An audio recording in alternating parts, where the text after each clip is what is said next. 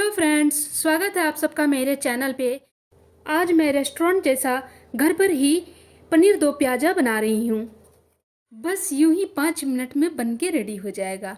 तो चलिए शुरू करते हैं बनाना। यहाँ पर मेरे पास पनीर की बड़ा पीस है, तो इसे मैं स्क्वायर पीस में काट लेंगे। तो देखिए हमारा पनीर कट चुका है। अब मैं गैस के ऊपर एक पैन रखूँगी, उसमें थोड़ा सा ऑयल डालकर सारे पनीर को फ्राई करने के लिए रख देंगे। तो देखिए हमारा पनीर अब फ्राई हो चुका है, इसे ज़्यादा फ्राई नहीं करना है। इसे अब एक प्लेट में हम निकाल लेंगे। फिर इसके बाद मैं कढ़ाई गैस पे रखूँगी, उसमें सरसों तेल डालूँगी। आप जब भी पनीर बनाएं तो सरसों तेल में ही बनाएं, इसका टेस्ट ही कुछ अलग आता है। तो तेल हमारा गर्म हो चुका था, तो इसमें मैं जीरा, सूखी लाल मिर्च, दालचीनी, तेजपत्ता डालकर इसे चटकने देते हैं। फिर मैं प्याज डाल दूंगी, उसे भी हल्का फ्राई करूंगी।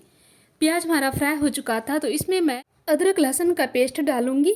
फिर इसके बाद मसाला, धनिया पाउडर, सूखी लाल मिर्च, हल्दी पाउडर, पनीर मसाला डालकर इसे अच्छी तरह से भून लेंगे। तो मसाला हमारा भुनकर रेडी हो गया था, तो इसमें मैं दही डाल रही हूँ।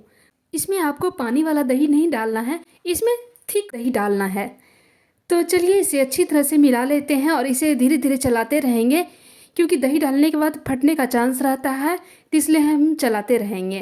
तो इसे ढककर थोड़ी देर पकने देंगे। फिर देखिए हमारा ग्रेवी अच्छे से बनकर तैयार हो गया है।